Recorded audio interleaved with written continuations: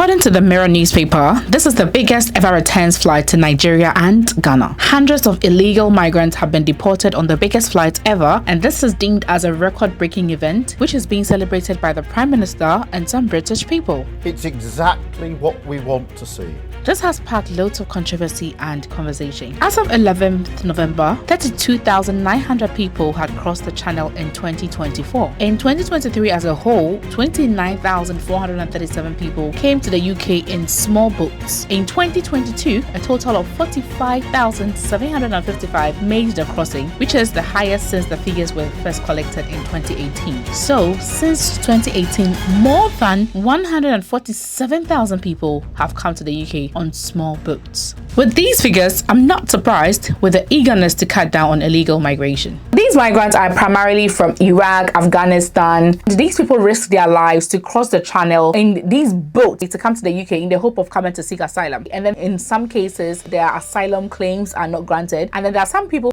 who did enter the UK legally, let's say on visit visas or on student visas. And then at the end of their visa, where they were supposed to go back home, they refused to go back home. They became overstayers. Okay, so these illegal migrants comprises like these different groups of people that in one way or the other have become illegal migrants in the UK. According to an article in the Guardian newspaper, which was published on the 19th of September 2023. So the front page of the newspaper shows the door of a hotel, right, with a poster saying that hotel closed to the general public. And when you read the headline, it says cost of housing asylum seekers in hotel rises to £8 million in a day. And this is from the Home Office. And if you read further, you realize that apparently the UK is spending over £3 billion a year on just, sustaining asylum seekers by providing them with accommodation, allowances, food, and all of that. It's costing the country quite a lot. Guys, let's uncover the layers of this very complex issue. So the UK government is doing the most, guys. They are really doing the most. They're taking very strict, significant actions in the last couple of weeks. Very, very serious ones. And they promised to cut down illegal migration, and it seems that they are on track to doing that.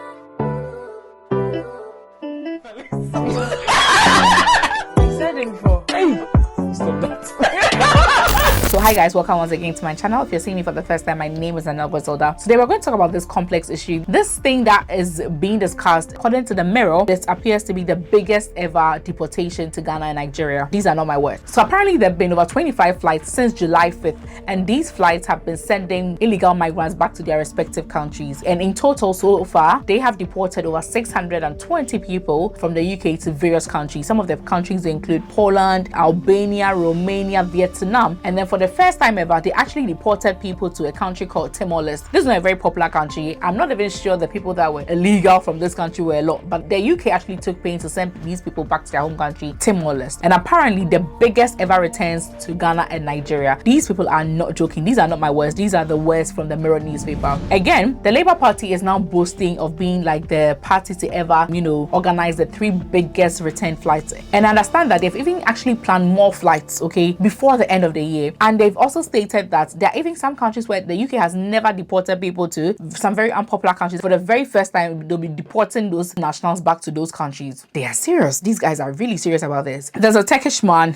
A Turkish man was even arrested in Amsterdam just last Wednesday. It is believed that this man was responsible for supplying hundreds of boat motors to people smugglers. So these are the boats that these people use to smuggle people across the channel into the UK. It is understood that he has now been extradited to Belgium to face charges. This arrest makes an important milestone in one of the NCA's most significant investigations into organised immigration crime. An Iranian smuggler known as the best channel crossing migrant smuggler was also arrested and jailed for 17 years. This particular guy's story is so fascinating. There are actually videos of him at Iranian parties where he's being celebrated by the people. They're shouting his name, saying he's the best people smuggler. And he even has adverts where people who have successfully crossed the channel, he does videos of them thanking him for smuggling as advertisement to be able to smuggle more people across the channel into the UK. This is bold. How can you do that? And they use all of these as evidence to jail him for 17 years. So since the Labour Party came into power, they've actually deported 9,600 people, and about 2,600 of these people, they were actually forced out of the country. So in just a few years that the Labour Party came into power, there's actually been 19% increase in the number of people that have been deported compared to last year. In just these few months, they've actually deported over 9,600 people, which is about a 19% increments comparing it to the number of deportations that were done in 2023. As well, there has been a 14% increase increase in the number of foreign national offenders that have been sent back to their home countries. They are doing the most, guys. They are.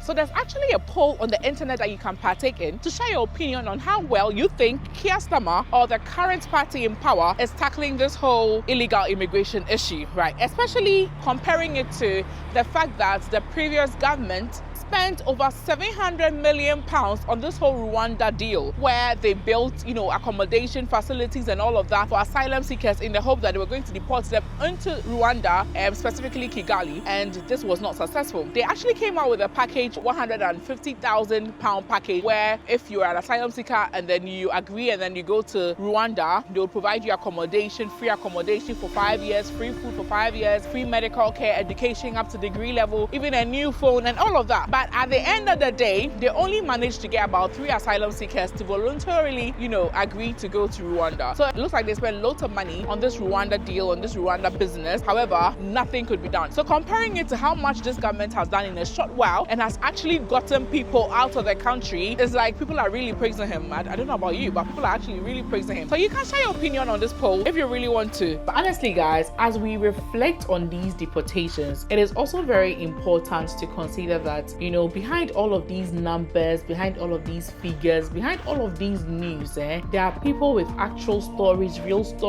struggles, honestly, that we have no idea about. So we always have to find a balance. I know that anything illegal is wrong, right? But then we always have to find a balance between law enforcement and then compassion, right? And I think this is quite a very complex issue. Some people are actually running away from war. Some people are actually running away from very serious issues from their home countries, right? So in conclusion, the recent deportation and flights have served as a reminder of an ongoing debate. Let me know exactly what you think about this whole deportation thing. Do you think that so far as they are illegal, they shouldn't be looked at or listened to twice, they should just be sent home? What do you really think? Like I said, there are real stories, there are real struggles behind all of these numbers that we always have to be careful about when we are talking about these things. We always have to, be a bit compassionate, although we are also trying to enforce law. We also have to be a bit compassionate and careful with some of the things that we say. Like I said, there are real people, real problems, people who are actually running away from war, people are actually running away from hunger and all of that. What do you usually think? Do you think the Rwanda deal was going to be a better option than this one, where they're just being sent back to wherever they came from? Or do you think